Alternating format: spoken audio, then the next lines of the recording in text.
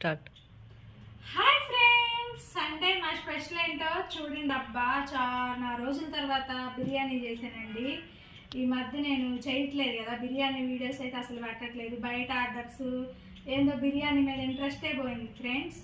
ఏంది జిడ్డు మొహం వేసుకొని ఉన్నావు అక్క అంటున్నారా? ఎవరైనా ఇంట్లో ఇంతనే కదా ఫ్రెండ్స్ వంట చేసి. ఇదిగోండి రండి, ఏం బిర్యానీ చేశానో చూపిస్తాను. మీకే చూపిస్తున్నాను ఫ్రెండ్స్, మేము కూడా ఇంకా తినలేదు. ఇదిగోండి వేడి వేడి దమ్ బిర్యానీ చేశానండి, ఆనియన్స్ వేసి. ఇదిగోండి వేడి వేడి చికెన్ దమ్ బిర్యానీ. నెక్స్ట్ అయితే చికెన్ దమ్ బిర్యానీ అన్నప్పుడు కంపల్సరీ నాకైతే గోంగూర ఉండాలి ఫ్రెండ్స్. ఇదిగోండి గోంగూర. తర్వాత నేను ఒక 50K దమ్మున్నాను ఫ్రెండ్స్, మా వారిని చికెన్, అందుకని 50K తెచ్చాడు. ఇదిగోండి ఆ ఉత్తి దమ్ బిర్యానీ ఏం తింటామని చికెన్ కర్రీ.